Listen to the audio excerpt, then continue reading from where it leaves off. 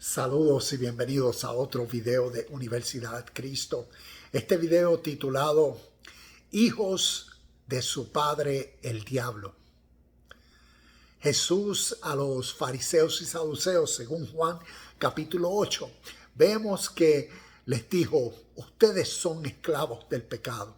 Y después vemos en el verso 44, y aquí leamos. Dice en el verso 44, nos dice, pues ustedes son hijos de su padre el diablo y les encanta hacer las cosas malvadas que él hace. Él ha sido asesino desde el principio y siempre ha odiado la verdad porque en él no hay verdad. Cuando miente, actúa de acuerdo con su naturaleza porque es mentiroso y el padre de la mentira. Hace unos minutos subí un video titulado Jehová, ¿es Satanás? Una pregunta, porque he visto que a través de la forma en cómo interpretamos todas estas historias del Viejo Testamento al Nuevo, cuando escuchamos la palabra Satanás, diablo, lo interpretamos de acuerdo a la tradición de fe que nos formalizó. En el caso mío como cristiano pentecostal, pues todo lo interpretamos, todo el mal, todo pecado, es como decir el origen de este mal, este ángel que se convirtió en Satanás y es el diablo el causante de todo el mal en el mundo. Pero en el proyecto de la vida, en el proceso de la vida, uno se da cuenta entonces que eso es una interpretación de la tradición de fe judeo-romana cristiana. Entonces, cuando uno mira tanto lo que la palabra Satanás significa en hebreo y qué interpretación los israelitas judeo-hebreos le dan a este concepto satánico y diabólico que en la religión cristiana se cree.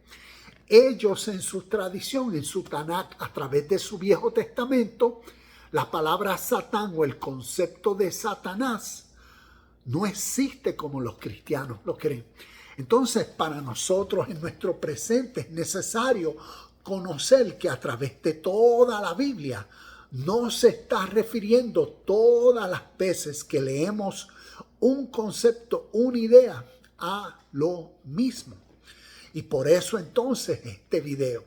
Porque cuando vamos a Juan 8:44 y Jesús le dijo a los saduceos y fariseos, a los maestros de la religión, ustedes son hijos de su padre el diablo.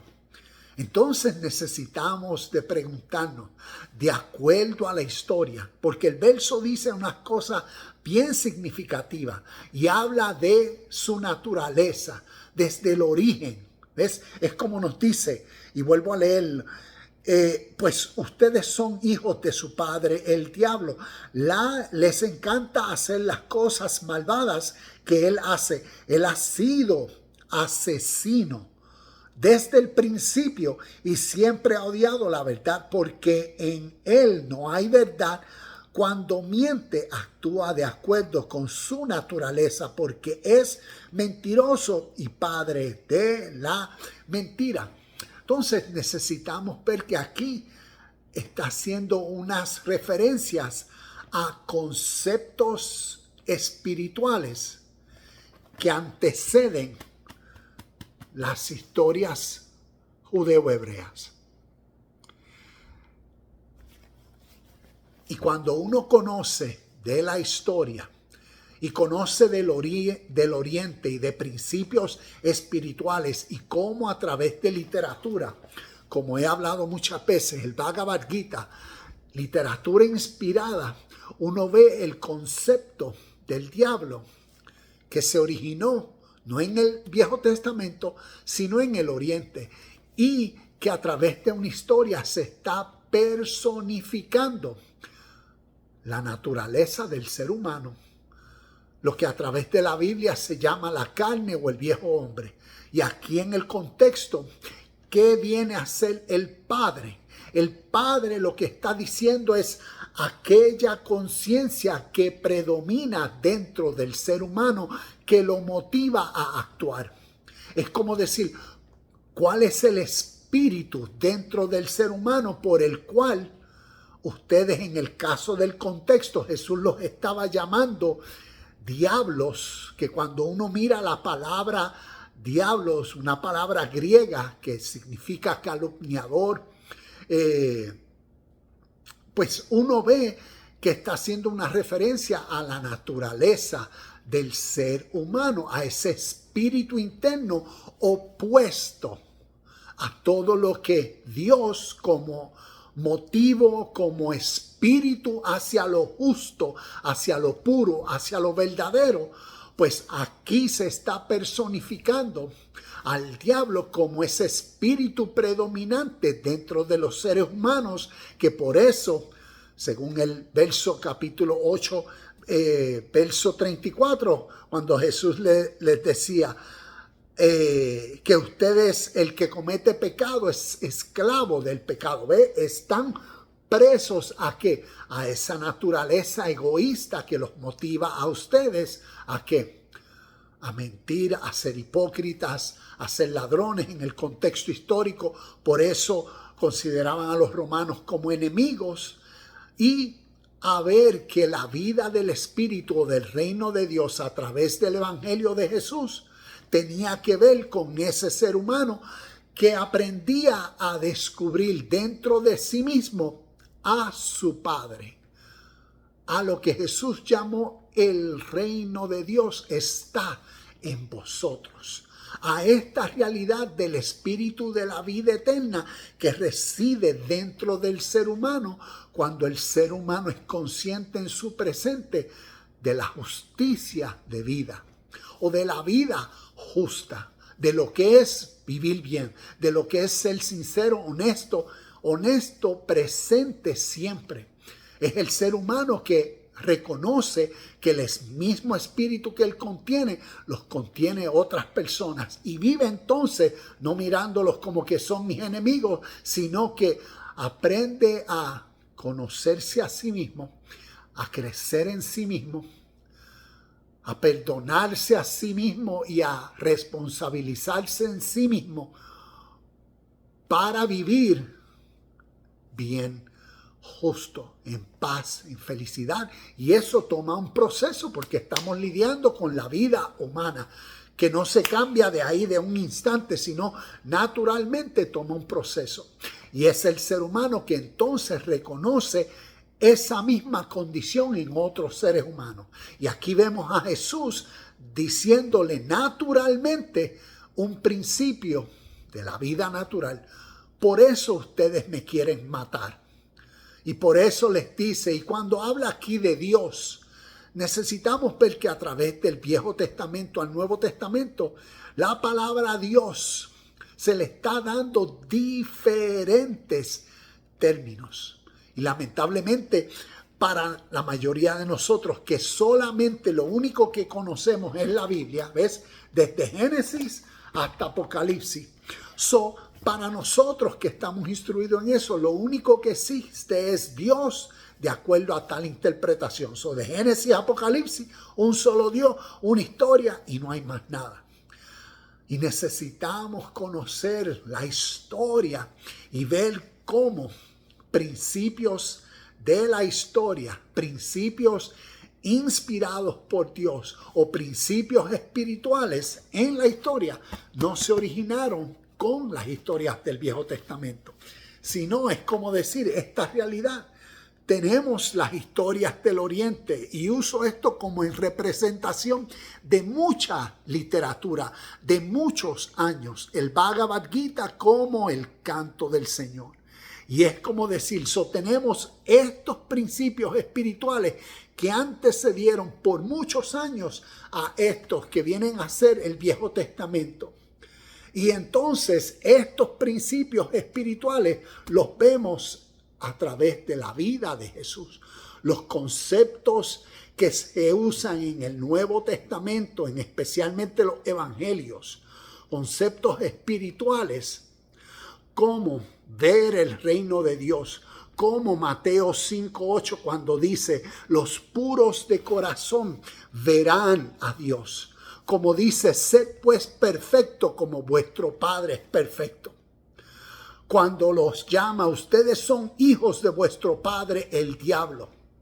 Como cuando Jesús dice, cuando el Hijo del Hombre venga, cuando leemos Mateo 16, capítulo 16, versos 27 y 28, y los comparamos con Mateo capítulo 24, versos 30 y 34, o los comparamos con Mateo capítulo 25, versos del 31 al 46, cuando se entiende el espíritu de estas enseñanzas y los conceptos espirituales, tanto como los que tienen que ver con la realidad de el diablo, demonios, espíritus inmundos que vienen a ser pensamientos impuros, injustos, porque de los pensamientos salen las emociones, los motivos que impulsan las acciones de las personas.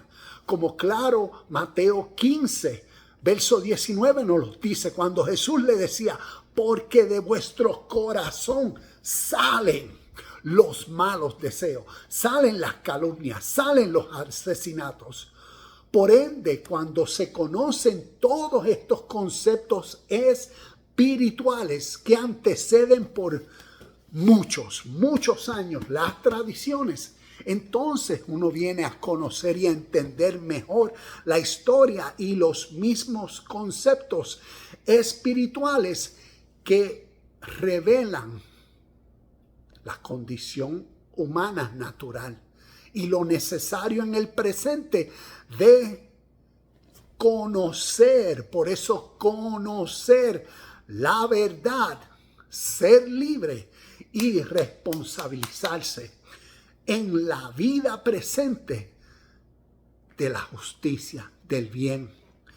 Y por ende, nuevamente, cuando vemos, ustedes son hijos de su padre el diablo, no se estaba refiriendo ni a Jehová, ni a Abraham, no se estaba refiriendo a nada de eso. Necesitamos entonces ser buenos exegetas y ver cada vez que el término el diablo a través del Nuevo Testamento se utiliza y ver cómo en Mateo capítulo 4 versos del 1 al 11 que en esa historia simbólica el diablo y Satanás representaron dentro de Jesús. Que esa historia nos enseña a nosotros naturalmente de la naturaleza del ser humano que siempre es egocéntrica.